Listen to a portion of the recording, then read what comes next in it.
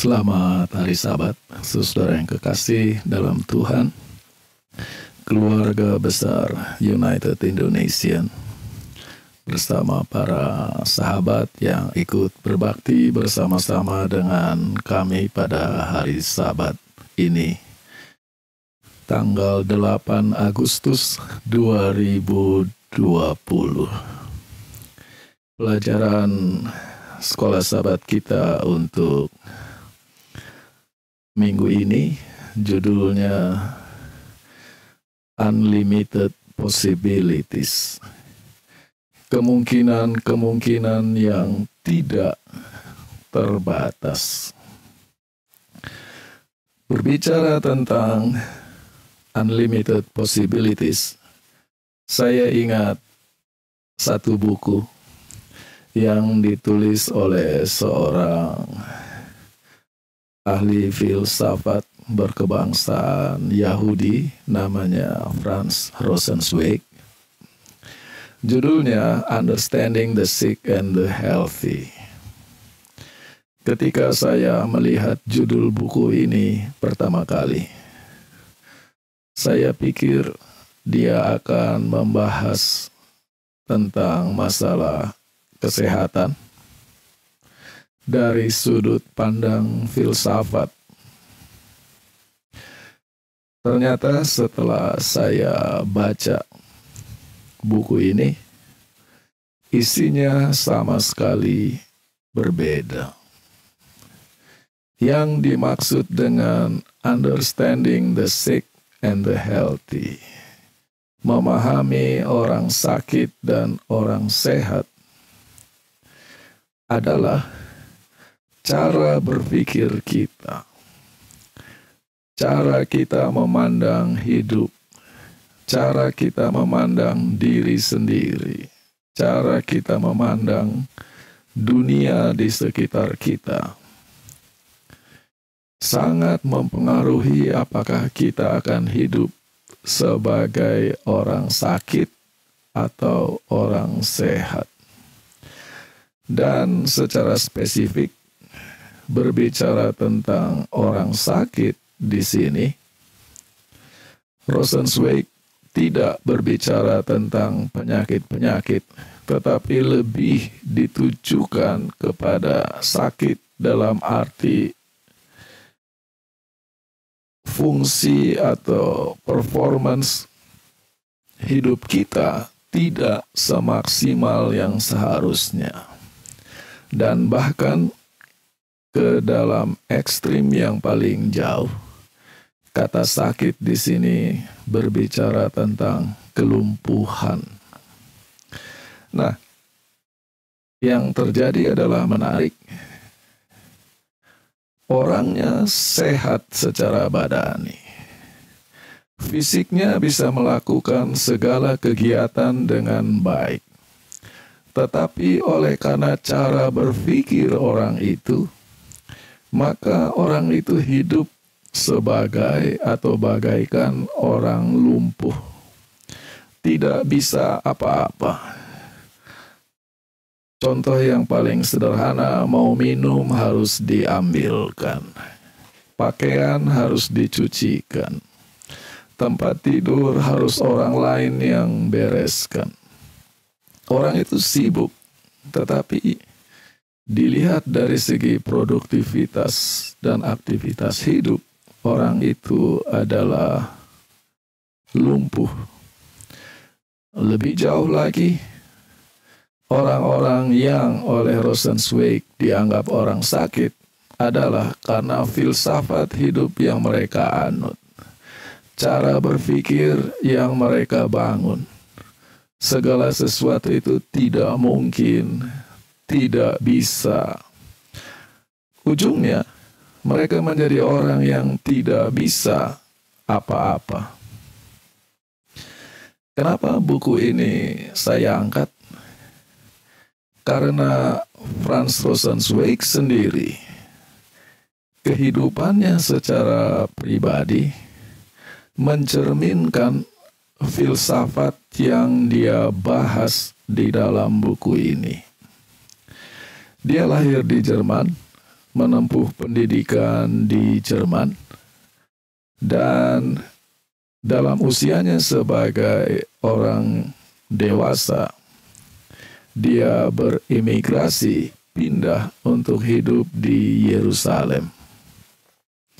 Setelah hidup beberapa lama di Yerusalem, dan baik di Jerman maupun di Israel, dia aktif menulis buku. Tiba-tiba dia diserang oleh suatu jenis penyakit yang melumpuhkan seluruh tubuhnya. Begitu lumpuhnya tubuh ini, sampai-sampai satu-satunya anggota tubuh yang bisa bergerak hanya matanya. Matanya bisa terbuka, tertutup, berkedip. Yang hebatnya, di dalam kondisi lumpuh seperti ini, beberapa tahun sebelum kematiannya, Franz Rosenzweig terus menulis buku. Bagaimana seorang lumpuh bisa menulis buku? Dia dianugerahi Tuhan dengan seorang istri yang sangat hebat. Rosenzweig bisa berkomunikasi dengan istrinya hanya dengan menggunakan kedipan mata. Kedipan-kedipan mata itu dibangun menjadi kata, menjadi kalimat, menjadi paragraf. Dan selama berhari-hari, berminggu, berbulan, bertahun, dia menulis buku-bukunya dengan cara mengedipkan mata yang diterjemahkan oleh istrinya menjadi tulisan, dan tulisan itu menjadi buku, dan buku-buku yang dikerjakannya ini adalah buku-buku yang sukar. Di dalam kondisi fisik yang sangat terbatas dan sangat tidak mungkin, Franz Rosenzweig bisa menghidupkan suatu kehidupan yang bisa disebut sebagai unlimited possibilities.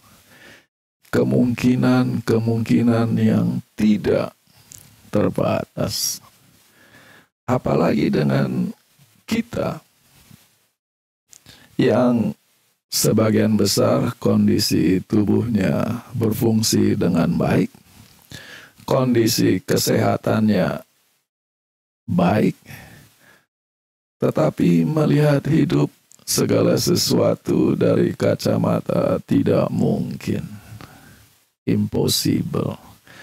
Memandang hidup dari sudut pandang limited, segala sesuatu terbatas, karena saya tidak bisa ini, tidak bisa ini. Yang sangat dibesar-besarkan adalah ketidakbisaan. Bukannya bertanya bisa apa, dan belajar supaya bisa. Tetapi jangan terjebak oleh judul unlimited possibilities di dalam pelajaran minggu ini, karena sebenarnya pelajaran minggu ini bukan berbicara tentang unlimited possibilities, tentang cara memandang hidup, tentang kemungkinan-kemungkinan yang sangat luas dalam menjalani hidup. Tetapi unlimited possibilities di sini dalam arti karunia-karunia roh, di mana orang yang dikuasai oleh Roh Kudus, tidak ada yang tidak mungkin. Dan pelajaran satu minggu ini dibagi dari hari Minggu sampai hari Kamis. dengan judul karunia yang berbeda-beda, persatuan di dalam pelayanan. Lalu hari Senin, Allah pemberi dari segala pemberian yang baik.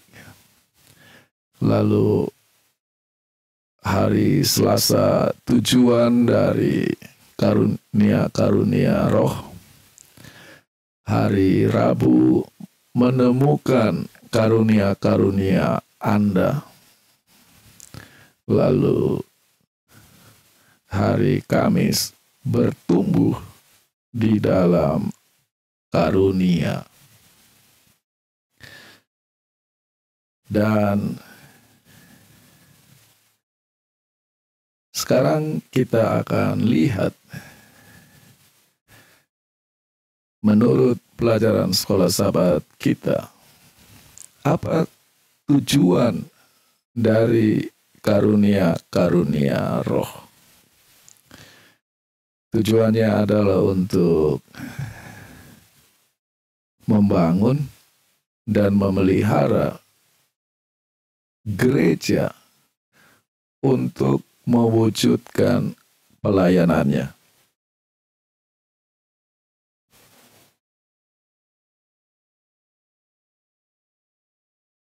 Lalu fungsi yang berikutnya adalah untuk membangun persatuan di dalam gereja. Jadi kalau kita lihat di sini,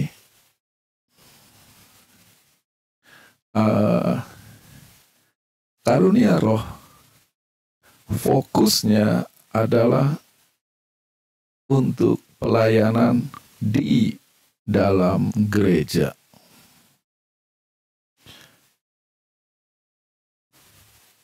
Dan tujuannya adalah supaya gereja bisa lebih efektif, produktif, dan efisien di dalam melakukan pekerjaan pelayanan. Lalu dalam pelajaran kita diberi daftar contoh dari berbagai karunia roh.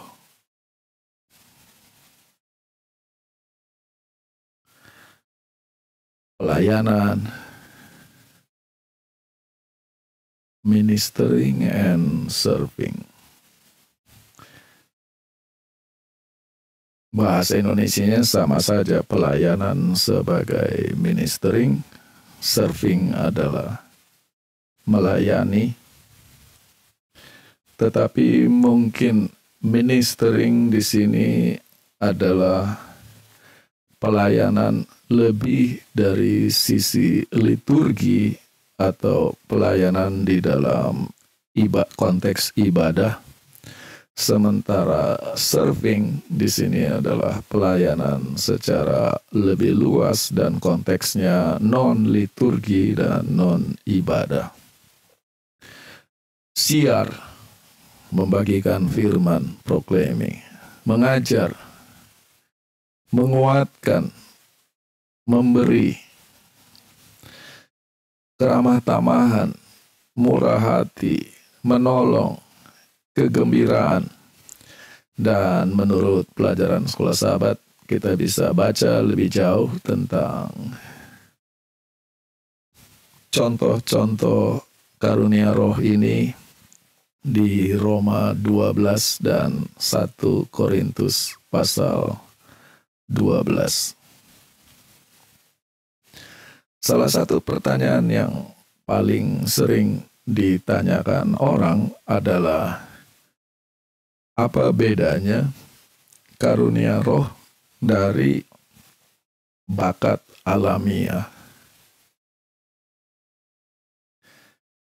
Prinsip yang pertama, bakat atau talenta adalah pemberian Tuhan.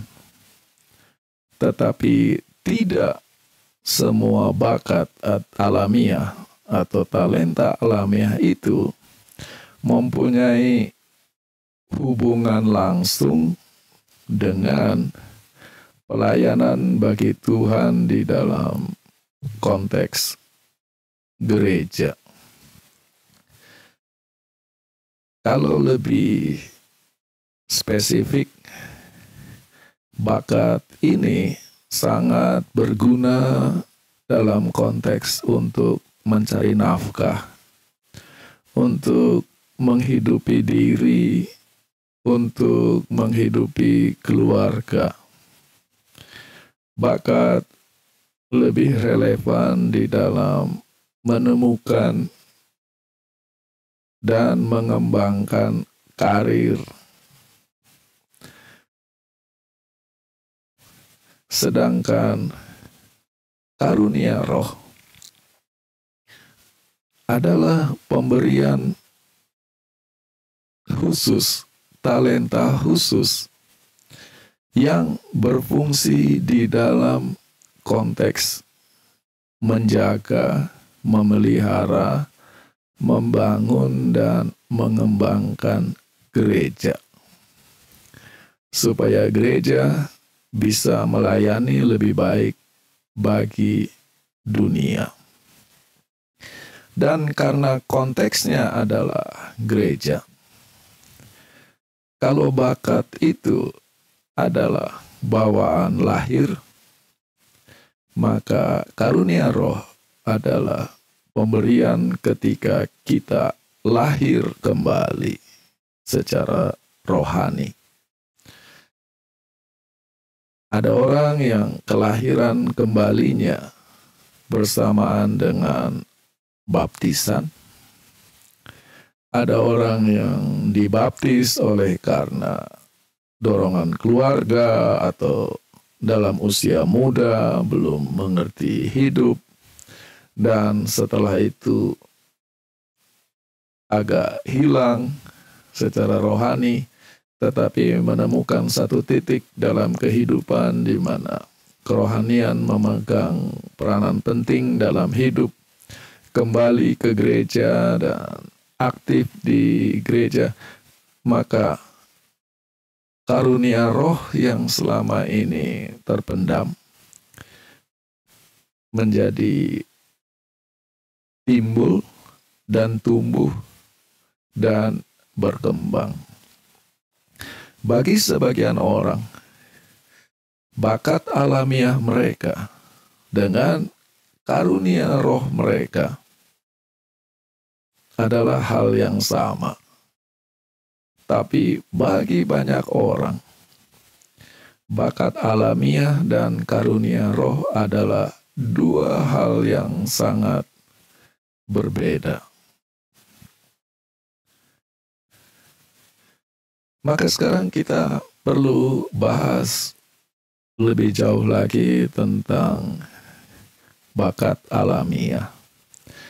Karena dengan mengerti bakat alamiah dengan baik, kita bisa ditolong untuk memahami dengan lebih jelas konsep tentang karunia roh.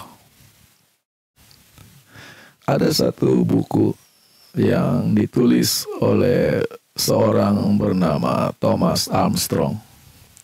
Ia adalah ahli psikologi pendidikan, educational psychology. Dan dia menulis buku yang judulnya 7 Macam Kecerdasan. Buku ini direvisi dan direvisi terus. Dan dalam edisi yang terakhir, kecerdasan itu bukan hanya 7, sekarang sudah menjadi 9. Karena ditambah 2 macam kecerdasan yang lain. Buku dari Thomas Armstrong ini adalah terobosan yang luar biasa di dalam memandang, melihat, dan terutama menghargai kecerdasan seseorang. Dan pendekatan ini membuat cara hidup di negara-negara maju, terutama di Amerika, menjadi sangat berbeda approach-nya dibanding negara-negara yang nilai-nilainya masih bersifat tradisional.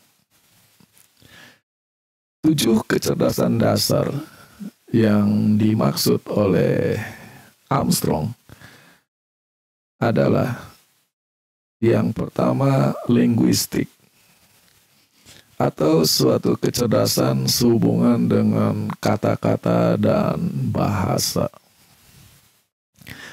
Sebelum saya teruskan, kita harus sadari bahwa semua orang memiliki ke-7 bahkan ke-9 seluruh kecerdasan ini. Yang jadi pertanyaan adalah yang mana yang lebih dominan, yang mana yang paling dominan, yang mana yang menolong orang ini jauh lebih comfortable atau nyaman ketika melakukan pekerjaan atau kegiatan. Karena pekerjaan atau kegiatan yang kita lakukan akan sangat nyaman kalau memang kecerdasan kita di bidang itu. Kita bisa memahami seluruh proses dengan mudah. Kita mengerti cara pelaksanaannya dengan mudah. Kita bisa melihat kemungkinan-kemungkinan dan peluang di dalam melakukan tugas itu dengan baik. Maka orang ini, bahasa Inggrisnya excel, menjadi sangat baik di dalam melaksanakan tugas. Yang mana untuk tugas yang sama orang lain baru mengerti atau memahami ini kerja apa saja sudah susah, konsepnya hilang. Dan orang itu merasa sangat tidak senang, merasa sangat stres ketika melakukan tugas yang sama. Itulah sebabnya ada orang yang sangat berhasil di dalam melakukan satu karir, sementara yang lain tidak berhasil. Ini berkaitan dengan kecerdasan seseorang. Nah, kembali yang pertama adalah kecerdasan dengan kata-kata. Orang-orang ini biasanya sangat baik dalam mengerti apa yang dibaca. Bisa menangkap dengan cerdas, dengan tepat poin dari apa yang ditulis. Bahkan lebih jauh lagi bisa melihat cara menerangkan lebih baik dari apa yang dibaca. Yang kedua adalah logical mathematical. Ini berkaitan dengan membangun logika menggunakan angka. Nah, apa yang terjadi di dalam budaya tradisional, orang yang dianggap pintar itu hanya 2 ini, orang yang cerdas dengan kata-kata dan orang yang cerdas dengan angka. Bahkan kita sangat mengagungkan orang-orang yang sangat pintar berhitung dengan angka. Dan kalau orang kecerdasannya di bidang lain tapi tidak bisa berhitung, orang tua menganggap dia bodoh, guru menganggap dia bodoh, sampai dia merasa dirinya sebagai seorang yang bodoh dan tidak berharga. Bagi mereka yang usianya di atas 50 tahun dan berasal dari Indonesia, coba ingat waktu kita kecil, kalau ada keluarga yang datang berkunjung ke rumah kita, apakah itu saudara dari ayah atau ibu, kita panggil om atau tante atau oma atau opa, lalu ditanya tentang sekolah, lalu pertanyaannya adalah, matematiknya, angkanya di rapot berapa. Kalau angka rapot matematikanya hanya 6, ini orang otak pas-pasan. Kalau angka matematikanya di rapot 10 atau 9, wah ini anak pintar. Kalau angka matematiknya lemah, 5 ke bawah, ini lemah otak. Ukuran kecerdasan hanya kepandaian di dalam berhitung. Yang mana ada kecerdasan yang lain. Yang ketiga disebut spesial. Ini dari asal kata space atau ruang atau wilayah. Orang-orang ini sangat cerdas melihat ruang. Dan mereka biasanya adalah menjadi penjelajah. Dan kalau mereka berdiri di satu tempat, mereka bisa lihat dan langsung sadar di mana barat, di mana timur, di mana utara, di mana selatan. Dan orang-orang ini sangat senang untuk mendaki gunung, berlayar di laut. Karena buat mereka adalah space. Mereka sangat senang untuk udara, dalam arti pesawat dan terbang, menerbangkan pesawat. Sementara sebagian orang, kalau berdiri di satu tempat, di tempat yang baru, jalan pulang langsung bingung, ini di mana saya berada. Kecerdasan yang keempat adalah musikal, adalah kecerdasan sendiri. Yang kelima adalah bodily kinesthetic, yaitu kecerdasan tentang gerakan tubuh secara pribadi. Ini adalah kecerdasan yang dimiliki oleh para atlet. Sebagai contohnya pemain sepak bola, mereka bisa melihat datangnya bola, kecepatan bola, kapan harus melompat, kapan harus lari, kapan harus berhenti, kapan harus berbalik. Mereka sangat comfortable dengan gerakan-gerakan tubuhnya. Lalu interpersonal adalah kemampuan untuk berinteraksi dan bekerja sama dengan orang lain secara baik. Itu sebabnya ada orang yang di sekolah angkanya kelihatan biasa-biasa saja. Ketika bekerja, karirnya berkembang sangat baik. Karena dia mempunyai kecerdasan di dalam mengerti perasaan orang, mengerti kemauan orang. Orang tidak perlu bicara, dia sudah bisa baca orang ini kemauannya kemana. Dan bagaimana menyenangkan orang. Orang-orang ini akan sangat sukses sebagai marketing, sebagai sales. Bahkan di bidang-bidang yang lain, mereka bisa membaca kemauan publik tanpa bertanya, karena mereka mempunyai sensitif yang tinggi terhadap perasaan, selera, dan kemauan orang lain. Yang ketujuh adalah intrapersonal, yaitu suatu rasa sensitif yang sangat tinggi di dalam merasakan apa yang dirasa oleh diri sendiri. Dan mereka ini biasanya menjadi penulis yang baik, penyair. Karena mereka bisa mengekspresikan dengan baik perasaan-perasaan, pikiran-pikiran, impian-impian, ketakutan dengan baik. Sampai ketika orang membaca karya tulis mereka, mereka merasa, saya rasa ini, tetapi kenapa saya tidak pernah bisa mengekspresikannya sejelas ini. Jadi tulisan-tulisan itu dirasa mewakili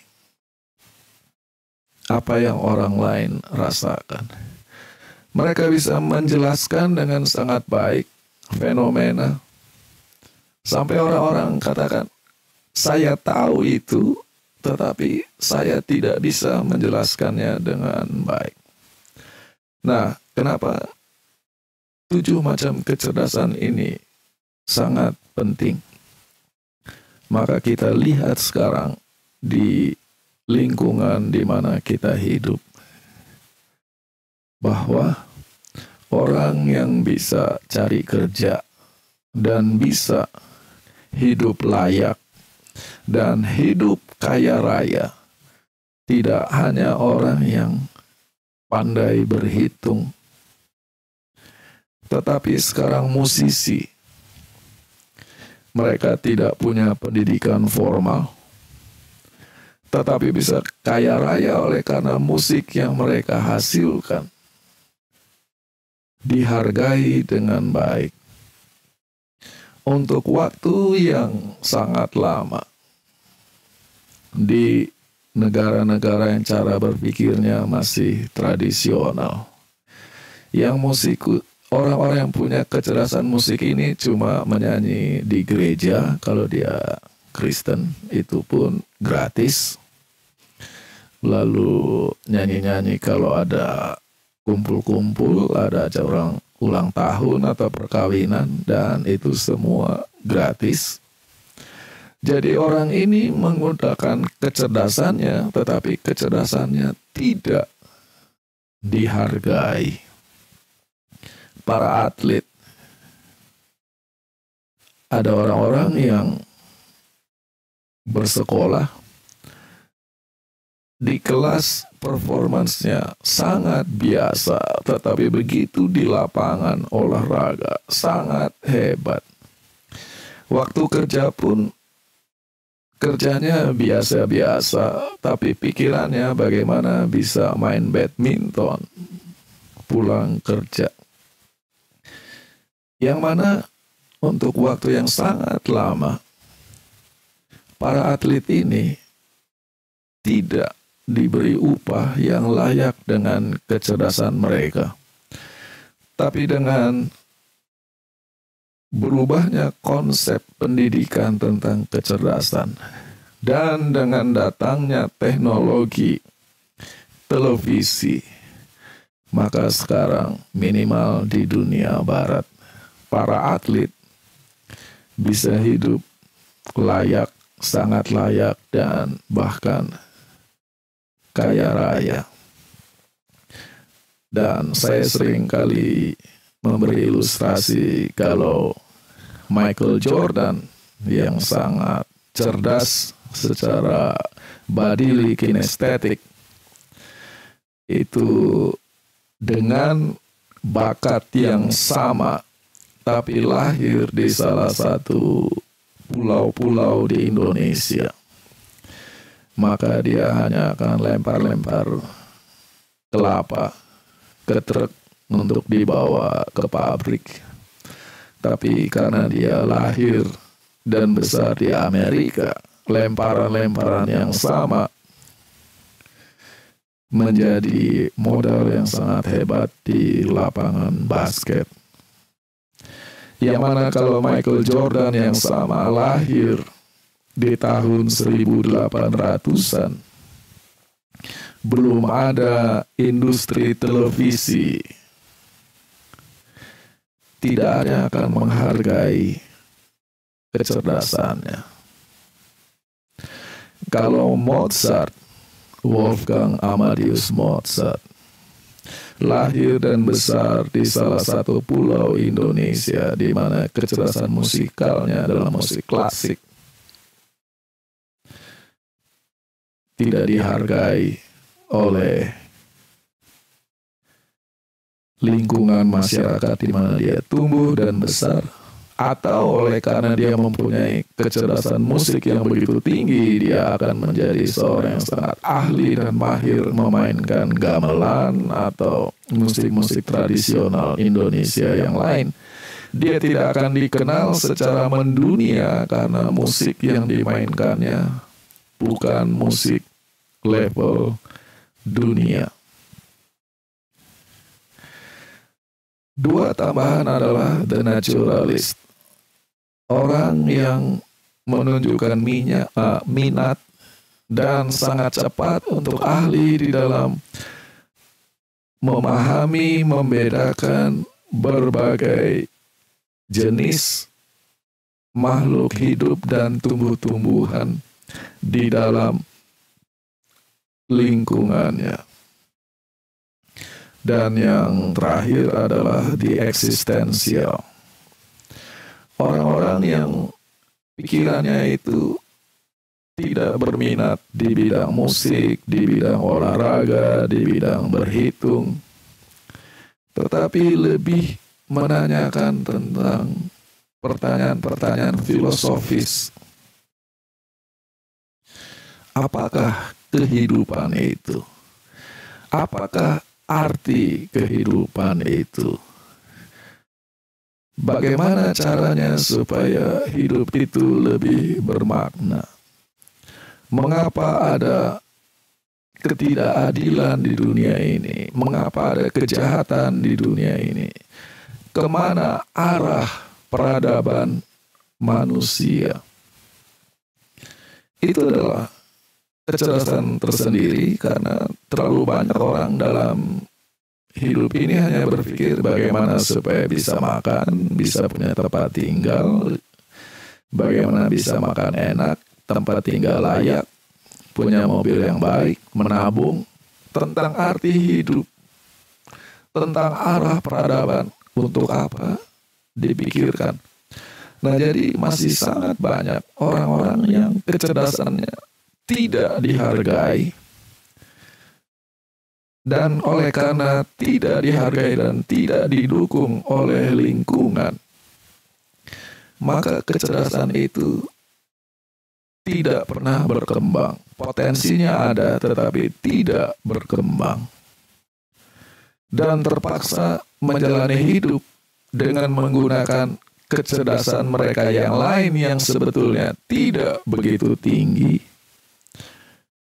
Itulah sebabnya mereka menjadi orang yang biasa-biasa saja, atau bahkan orang yang dianggap gagal dalam hidup. Bukan karena mereka tidak mampu, bukan karena mereka tidak cerdas, tetapi kebetulan kecerdasannya salah waktu, salah tempat, dan salah lingkungan. Jadi bakat seseorang supaya bisa berkembang, bahkan supaya bisa diasah menjadi jauh lebih baik, sangat tergantung kepada zaman apa dia lahir.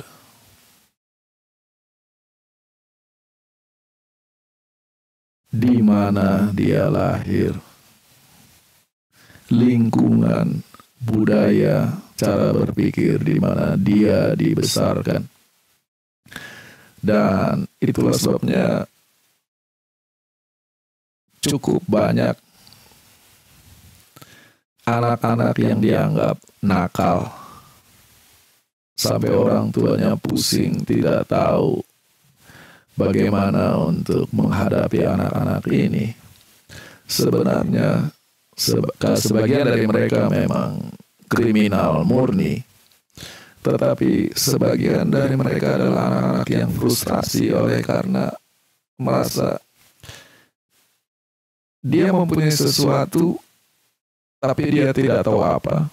Yang kedua, dia berusaha hidup normal tapi rasanya seperti membentur tembok terus karena merasa tidak cocok.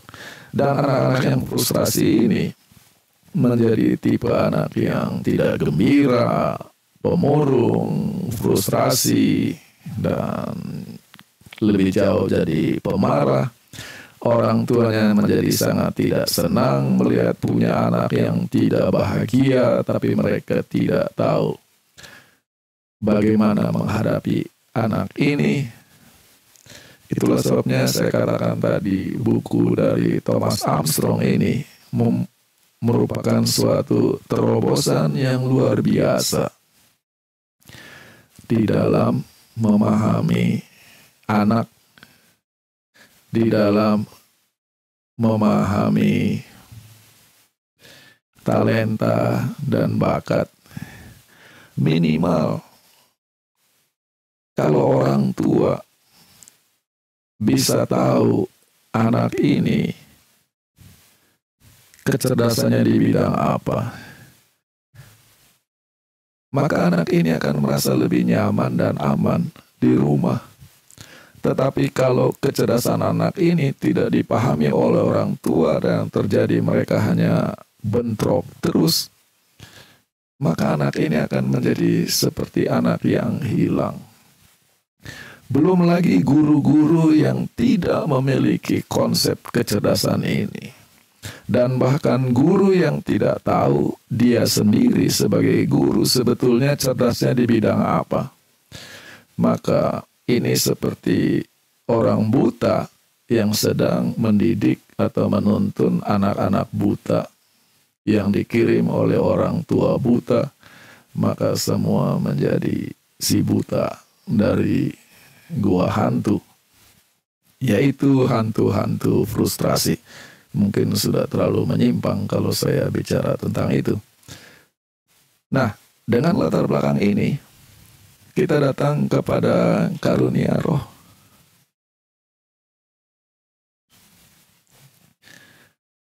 Sebagaimana dengan kecerdasan-kecerdasan alami tadi, sebagaimana dengan bakat-bakat alami tadi, di mana supaya kecerdasan ini bisa ditemukan, dikembangkan, diasah, dan menjadi produktif dan jadi berkat, diperlukan lingkungan yang memadai. Maka, yang namanya pelayanan secara liturgi, pelayanan non-liturgi, yang namanya mengabarkan, yang namanya mengajar, yang namanya mendorong atau menguatkan orang lain, menghibur, yang namanya memberi, yang namanya keramah tamahan, kebaikan secara konkret, hospitality, yang namanya kasih sayang atau mercy, yang namanya jiwa penolong atau gembira. Itu adalah karunia-karunia roh di dalam gereja. Tetapi kalau gereja sebagai jemaat manusianya tidak melihat, tidak mendorong, tidak menolong orang menemukan, atau kalau orang yang punya karunia tersebut tetapi tidak didukung, maka karunia itu akan seperti bakat-bakat atau potensi-potensi alamiah yang ada di sana tetapi tidak muncul, tidak terlihat, tidak berkembang. Dan orang merasa ke gereja hanya sekedar formalitas karena dia rasa tidak tahu mau bikin apa di gereja. Itu bedanya dari orang yang ketika di dalam gereja, apakah dia punya bakat alamiah dihargai, atau dia punya karunia roh dihargai. Dia senang ke gereja karena gereja sudah menjadi habitat atau lingkungan di mana dia merasa nyaman dan bisa berkembang. Contoh sederhana, walaupun mungkin menurut sebagian Anda ini adalah ekstrim. Ada orang Karunia rohnya adalah memberi. The gift of giving. Hebat sekali, the gift of giving.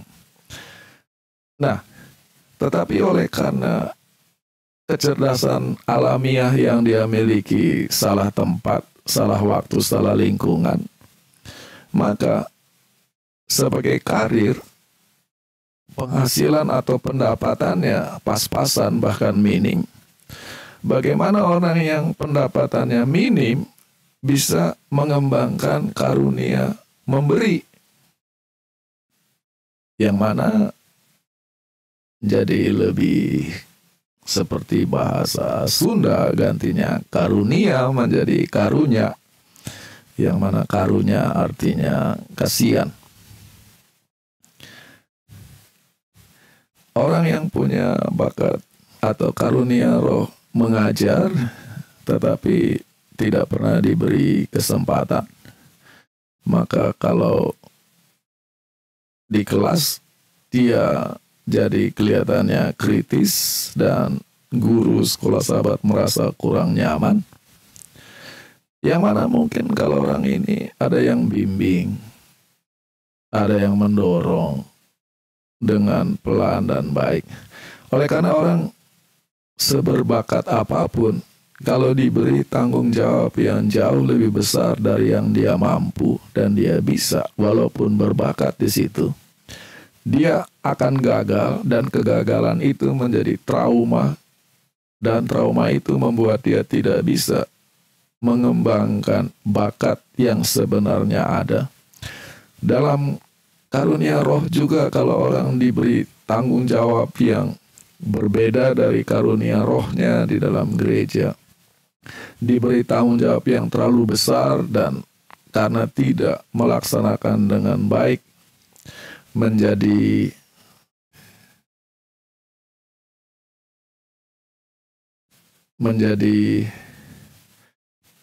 rasa kecewa karena gagal dalam melakukan, dan dia menjadi trauma dan tidak berani untuk aktif dan menolong di dalam gereja.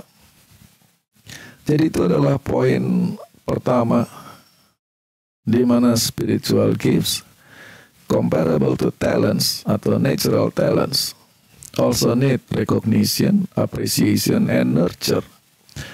Alangkah baiknya kalau ada orang-orang di dalam jemaat yang sudah lama dalam kerohanian, sensitif melihat potensi-potensi karunia di dalam diri anggota-anggota jemaat, baik yang usia muda atau muda dalam rohani, dan menolong mereka menemukan karunia roh mereka. Poin nomor 2 sehubungan dengan karunia roh yang tidak kalah pentingnya, bahkan mungkin lebih penting. Dan disinilah yang membedakan karunia roh dari bakat secara alami adalah ketika di dalam menemukan, melaksanakan, dan terutama mengembangkan karunia roh ini dan berhasil di dalamnya, semua itu paralel dengan perkembangan rohani secara pribadi. Di sini penting. Sampai ke titik tertentu, kecerdasan alami itu tidak punya hubungan dengan kerohanian. Seseorang bisa sangat cerdas dalam berhitung. Seseorang bisa sangat lihai di dalam berolahraga. Tetapi karakter, etika, dan moralnya tidak baik. Tapi orang ini tetap sangat berhasil dalam karirnya. Oleh karena karirnya itu lebih ditentukan oleh kecerdasan intelektual dan bakat alami. Nah, mungkin ada orang kecerdasannya secara alami adalah linguistik, bahasa, sangat pandai di dalam kata-kata. Maka sangat mudah dia punya spiritual gift menjadi proclaiming, berkhotbah, menginjil, atau teaching. Tetapi pada saat yang sama, secara rohani dia tidak bertumbuh, tidak berkembang di dalam melakukan proclaiming dengan sangat baik, maka itu lebih merupakan kecerdasan alami daripada spiritual gift. Jadi ukuran yang baik dari spiritual gift adalah ketika saya melaksanakan pelayanan ini di dalam gereja dan saya berhasil dengan baik dalam pelayanan, menerima recognition, appreciation dari orang, diakui dan dihargai oleh orang. Apakah saya menjadi sombong? Jadi berpikir kalau tidak ada saya, gereja ini tidak jalan. Maka di situ nilai spiritual gift mulai goyang. Karena spiritual gift atau karunia roh selalu paralel dengan personal spiritual growth. Dan fungsi karunia roh adalah supaya kita bisa bertumbuh secara rohani sebagai pribadi. Dan berbicara tentang ini, tentu tidak ada manusia yang sempurna. Tidak ada manusia yang tidak pernah bersalah, tidak pernah jatuh secara rohani, tidak pernah gagal secara rohani. Maka spiritual gift adalah proses pertumbuhan rohani. Sekarang pertanyaannya, bagaimana cara saya bisa menemukan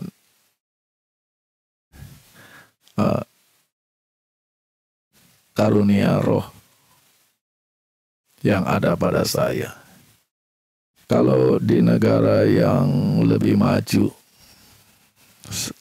atau di Amerika, maka cara nomor satu adalah ambil tes.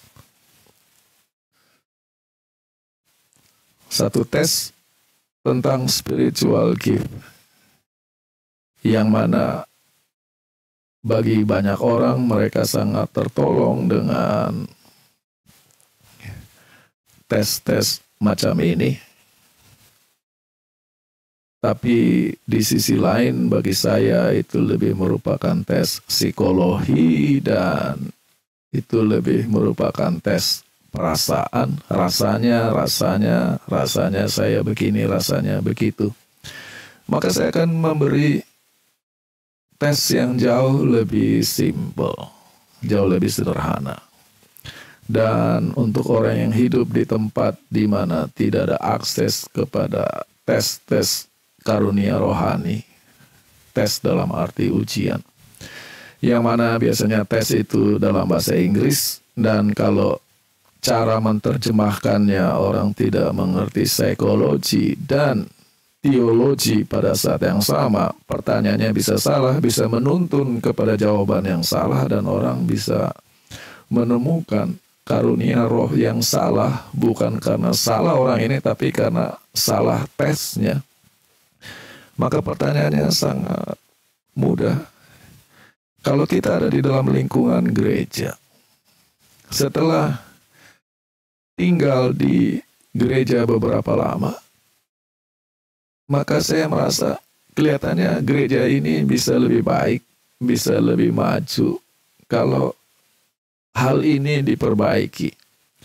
Itu akan mengurangi kerepotan, itu akan mengurangi keributan, itu akan mengurangi ketegangan antara satu dengan yang lain. Dan secara mudah saya bisa mendeteksi masalahnya itu di sini, dan saya ingin menolong menyelesaikan masalah itu.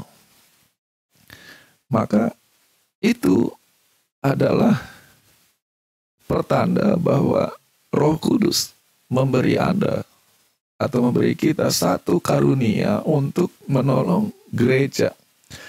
Dan tanpa diminta, tanpa ditolong, bukan tanpa diminta tolong maksudnya. Tanpa diminta, tanpa dipaksa, saya terpanggil untuk menolong. Bahkan saya merasa orang yang bertanggung jawab di bidang itu yang jadi bulan-bulanan oleh karena pelayanannya dianggap kurang baik. Saya ingin supaya orang itu lebih bahagia, lebih mudah, maka saya mendekat dan menolong tanpa pamrih apapun. Dan ketika saya menolong, menyelesaikan masalah itu, saya merasa bersuka cita, merasa gembira melakukannya tanpa terpaksa. Contohnya, di mana saya sedang lihat, surfing. Pelayanan non-liturgi. Potluck di gereja. Itu tempat sampah. Sampahnya sudah tinggi di atas permukaan. Yang herannya, orang-orang yang sangat cerdas ini sudah lihat sampah bertimbun begitu tinggi, tetap saja masih menambah piring bekas yang dari foam atau gelas bekas ke atas sampah yang sudah tinggi itu, gantinya mengambil tempat sampah yang baru. Dan ada orang yang karunia rohaninya adalah pelayanan di bidang non-liturgi, maka dia secara spontan ambil tempat sampah yang baru, ambil garbage bag, menyediakan, mengikat yang sudah penuh, dibuang. Walaupun dia bukan diakon, walaupun dia bukan departemen sosial, dia bukan siapa-siapa, tetapi impuls, dorongan untuk menyelesaikan masalah di gereja supaya semua bisa lebih nyaman, itu sangat kuat. Potluck selesai, sebagian besar orang habis makan, senang, pergi dengan hati yang senang. Mereka berpikir bahwa nanti malaikat Tuhan akan datang untuk melipat meja, kursi, dan menyapu. Maka ada orang-orang tertentu yang rela membersihkan. Itu menunjukkan bahwa orang ini mempunyai karunia roh surfing. Dia gembira melakukan hal itu. Pada saat sama, orang-orang seperti ini kalau diberi jadwal untuk berdoa atau untuk naik mimbar dalam kapasitas lain akan sangat stres, merasa tidak nyaman. Maka mereka bukan karunia roh di bidang ministering, yaitu karunia pelayanan di bidang liturgi. Sementara ada orang lain kalau sudah ketemu mikrofon tidak bisa berhenti, rasanya sudah cocok sekali dan sangat susah mengingatkan bahwa waktunya sudah habis, mungkin karena karunia rohnya adalah pelayanan secara liturgi. Encouraging, ada orang yang sangat sensitif melihat orang-orang di gereja hanya cara mereka bertanya apa kabar, cara mereka mendekat sudah bikin orang lega. Karena ada orang yang coba ramah tapi bikin marah orang. Coba ramah, pertanyaannya justru membuka persoalan yang tidak perlu.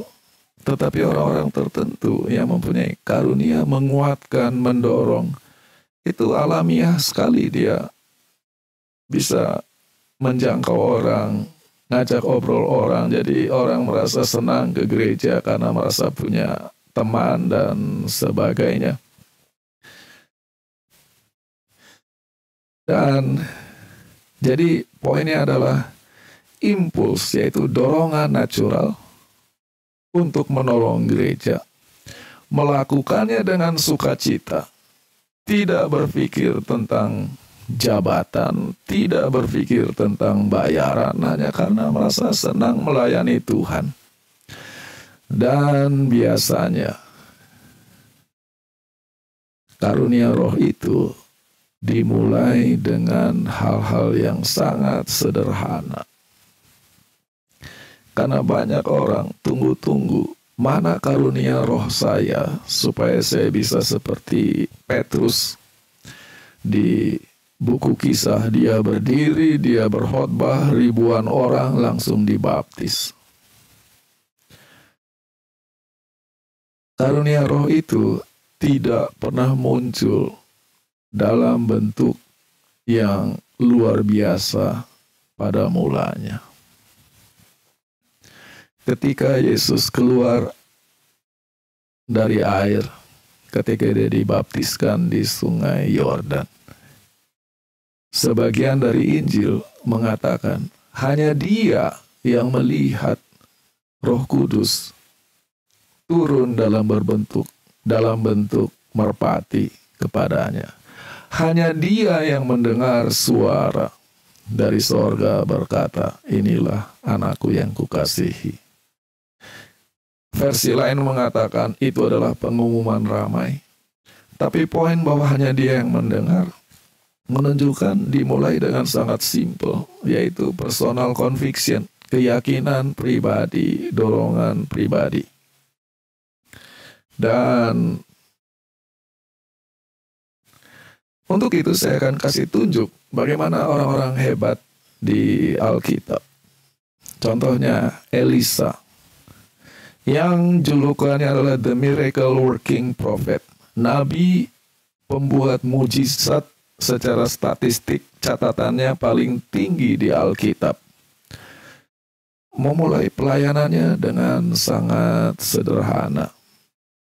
Di 1 Raja-Raja 19 diceritakan bagaimana atas petunjuk Tuhan, Elia menghampiri Elisa yang sedang membajak di ladang milik ayahnya.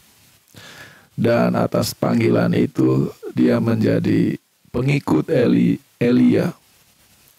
Dan 1 Raja-Raja 19 ayat 21 dikatakan, Then he arose and followed Elijah and became his servant. Maka ia bangkit dan mengikut Elia dan menjadi pelayannya.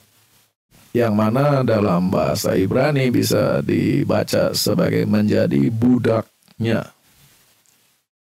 Menjadi pelayan. Kenapa saya gunakan kata budak? Untuk menunjuk level sosial yang sangat rendah.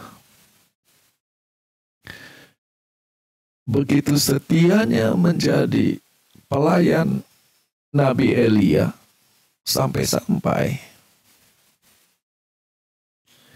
ketika Elia sudah naik ke sorga, raja mencari nabi. Lalu Yosafat bertanya, apakah tidak ada nabi Tuhan di sini di mana kita bisa berkonsultasi untuk meminta nasihat Tuhan daripadanya? Dan salah seorang pegawai Raja Israel mengatakan, ada, namanya Elisa, anak Safat, yang tukang menuangkan air kalau Elia sedang cuci tangan. Elisa, the son of Safat, is here, who poured water on the hands of Elijah. Jadi, panggilan kepada Elisa adalah menjadi nabi. Panggilan kepada Elisa adalah menjadi pengganti Elia. Ternyata begitu dia start kerja, dia tidak diminta untuk menggantikan Elia. Dia menjadi pelayan Elia. Bahkan sirap tuang-tuang air kalau Elia cuci tangan. Dan itu label yang terkenal tentang Elisa. Belum sebagai pembuat mujizat, belum sebagai pengganti Elia, tapi orang yang menuangkan air ke tangan Elia. Dan hamba Tuhan Ellen White dengan sangat indah menerangkannya lebih jauh. Elisa, putra dari seorang petani yang kaya raya. Sangat senang untuk melakukan tugas-tugas yang ada di sekitarnya. Walaupun ia memiliki kemampuan untuk menjadi pemimpin di atas rata-rata, ia memperoleh pelatihan di dalam kewajiban-kewajiban yang sangat remeh dalam hidup. Di dalam melakukan pekerjaan-pekerjaan yang remeh ini, dia justru memperoleh kekuatan di dalam tujuan hidup, keagungan tabiat, bertumbuh di dalam anugerah Allah, bertumbuh di dalam pengetahuan. Ini belum dipanggil oleh Elia, hanya digambarkan dia suka bantu-bantu di rumah, sementara bekerja sama dengan ayahnya di dalam melakukan kegiatan rumah tangga. Dia belajar untuk bekerja sama dengan Tuhan.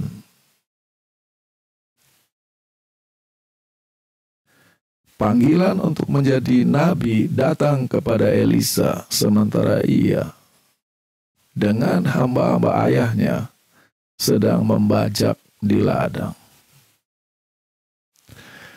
Sebagaimana Elia diberi petunjuk oleh Tuhan untuk mencari dan menunjuk penggantinya dan melemparkan jubah ke bahu orang muda Elisa ini, ia menyadari dan menurut. Ia mengikut Elia dan melayani dia. Bukanlah pekerjaan-pekerjaan yang hebat yang pertama-tama diminta dari Elisa. Tugas-tugas yang sangat umum merupakan bagian dari pendidikannya. Dia bahkan dikenal sebagai orang yang menuangkan air ke tangan Elia, tuannya. Sebagai pelayan pribadi sang nabi, ia secara tekun membuktikan setia di dalam perkara-perkara kecil. Dan dikuatkan hari demi hari tentang tujuan hidup melalui tugas sehari-hari ini. Ia membaktikan hidupnya untuk misi pekerjaan yang ditentukan Allah baginya. Buku Education halaman 58-59. Samuel. Nanti dia dikenal sebagai imam, hakim, dan nabi. Biasanya di dalam sejarah Israel, imam adalah imam, hakim adalah hakim, nabi adalah nabi. Samuel 3 in 1, tiga-tiganya ada di dalam dia. Ayatnya mengatakan di 1 Samuel 3 ayat 1, bahasa Indonesia, Samuel yang muda itu menjadi pelayan Tuhan di bawah pengawasan Eli. Jadi dia melayani Tuhan, belajar melayani Tuhan di bawah bimbingan Eli. Makanya saya suka heran kalau lihat orang begitu hebatnya, begitu cerdasnya mengkritik ketua-ketua jemaat.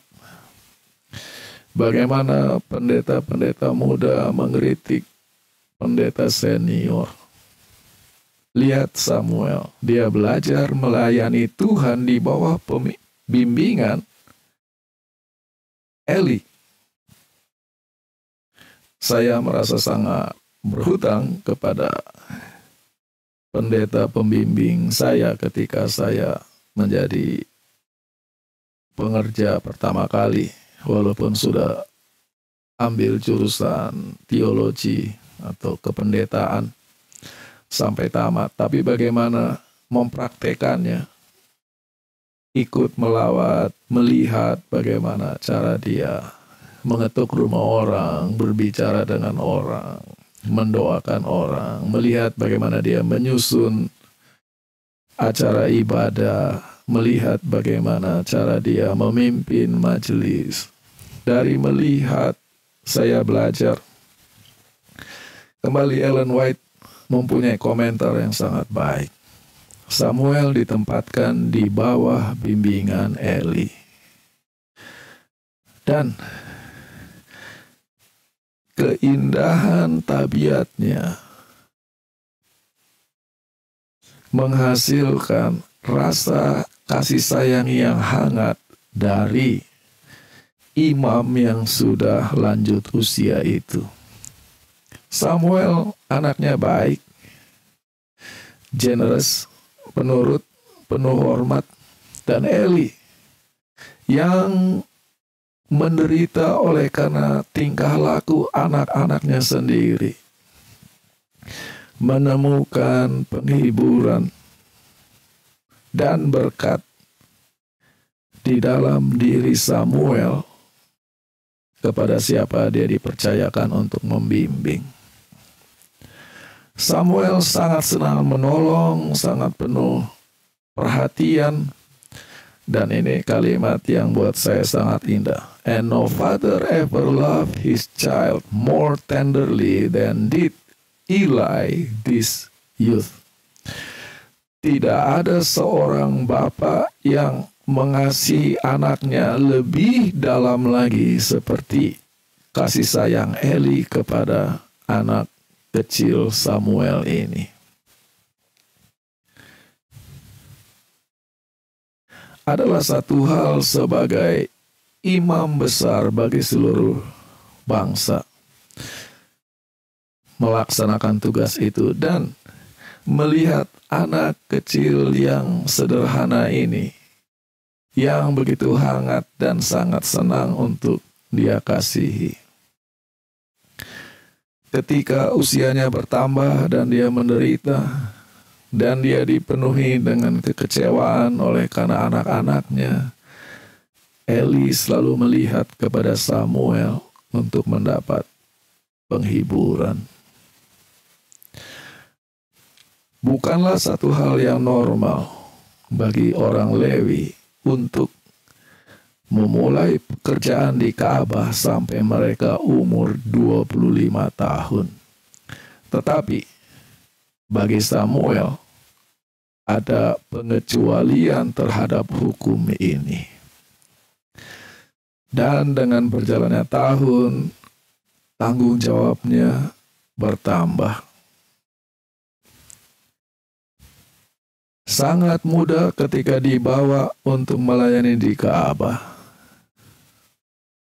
Samuel memiliki tanggung jawab untuk dilakukan dalam melayani Tuhan sesuai dengan kapasitasnya. Mula-mula adalah tugas-tugas yang sangat rendah, tidak selalu menyenangkan, tetapi ia melakukannya sesuai dengan kemampuannya, dengan hati yang penuh. Agamanya dia bawa di dalam setiap kewajiban hidupnya, dan dia melihat dirinya sebagai hamba Allah dan melakukan pekerjaan Allah. Segala usahanya diterima oleh karena didorong oleh kasih kepada Tuhan dan ketulusan, kerinduan yang tulus untuk melakukan kehendak-Nya. Demikianlah Samuel menjadi pekerja bersama-sama dengan Tuhan langit dan bumi, dan Tuhan melayakkan dia untuk melakukan hal-hal yang hebat bagi Israel. Para Nabi dan Bapa, halaman 573-574. Daud, raja terbesar Israel. Ketika Samuel hendak mengurapi salah satu dari anak Isai untuk jadi raja, ditanya, apa semua anakmu di sini? Oh, masih ada satu lagi yang paling muda sedang menjaga domba. Tuhan mengajar Daud pelajaran tentang percaya. Sebagaimana Musa dilatih Tuhan untuk panggilannya, demikian juga Tuhan melayakkan anak Isai ini untuk menjadi pembimbing umat pilihannya. Di dalam menjaga domba, dia menjadi menghargai, memahami bagaimana gembala yang agung itu harus menggembalakan domba-domba gembalaannya. Walaupun tidak ada dalam kutipan Ellen White di 1 Samuel 17, ketika Daud akhirnya dalam akhir cerita itu menaklukkan Goliat, Daud tidak pergi ke sana sebagai seorang yang hebat. Di 1 Samuel 16 dia sudah diurapi menjadi raja. Dan ayatnya mengatakan begitu dia diurapi, Roh Tuhan memenuhi Daud. Tetapi dia tidak pergi ke medan pertempuran sebagai ketua yang diangkat untuk membidangi anak-anak muda. Seringkali banyak anak-anak muda sudah langsung kepengen jadi ketua sidang. Daud ke sana hampir tidak sengaja, hanya karena disuruh ayahnya untuk mengantar roti untuk abangnya. Dia pergi sebagai pengantar roti. Yang mana kalau anak lain, dia akan katakan, Bapak tidak tahu, saya ini calon Raja Israel. Masa saya yang antar-antar roti? Abang saya yang harus antar roti kepada saya. Daud melakukan perintah ayahnya dengan tekun, walaupun dia tahu dia raja masa depan. Dia pergi ke medan pertempuran sebagai pengantar roti. Nanti di sana dia melihat ada problem, ada krisis, dan dia tidak melihat ada yang bisa menyelesaikan krisis. Atas dorongan, impuls di dalam hatinya dia maju, bukan untuk ketenaran, tapi untuk menolong jemaat. Itu adalah contoh karunia roh. Maka sekarang kutipan dari pelajaran di hari